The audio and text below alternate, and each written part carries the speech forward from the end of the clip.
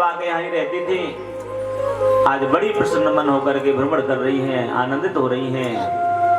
आज नंद बाबा के आंगन में मानो चारों ओर आनंद ही आनंद की बाढ़ आ गई है।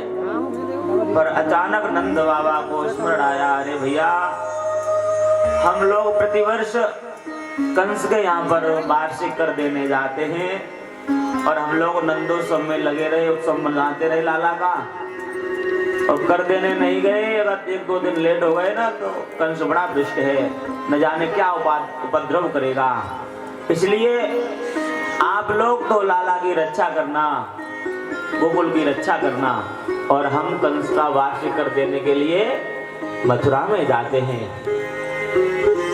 गोपान गोकुल रक्षायाम निरूप्य मथुरां गतः नंदाकस्य वार्षिक्यं करम दातुं क्रोधवः। आज नंद बाबा कंस का वार्षिक कर चुकाने के लिए मथुरा नगरी के लिए कुछ ब्रजवासियों को साथ में लेके चले हैं। ब्रजवासियों को लाला की रक्षा के लिए नियुक्त कर दिया है। लाला का ध्यान रखना है, गोकुल का ध्यान रखना, रक्षा करना। नंद बाबा जैसे ही मथुरा पहुंचे, कंस का जो टैक्स होता है ना, इनकम टैक्स आजकल होते हैं, आजकल इनकम टैक्स कहते हैं उसको, पहले कर कहते थे उसको। कर विभाग में पहुंचे, कर अदा किया। वहां पर वसुदेव जी ने नंद बाबा को देख लिया।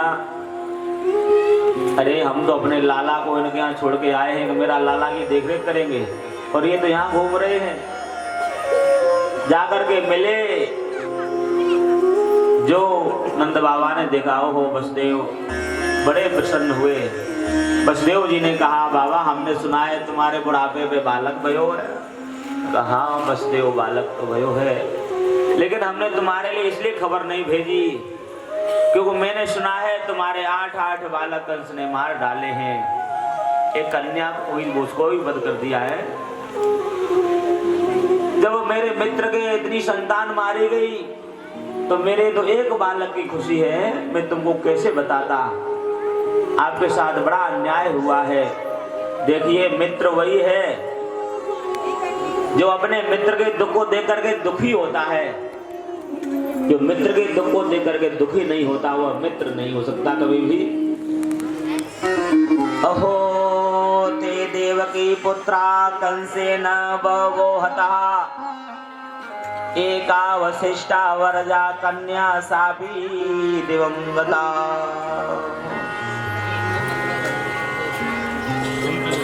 वसुदेव जी कहते, नंद बाबा कहते हैं, वसुदेव जी अहो ते देवकी पुत्रा कंसेन बभो हता, तुम्हारे बहुत से पुत्रों को कंस ने मार दिया, और एक कन्या जो जन्मी वह भी आकाश में चली गई।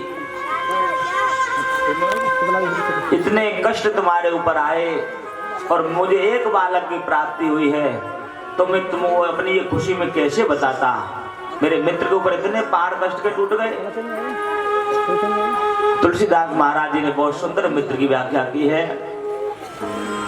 जे न मित्र दुख होय दुखारी,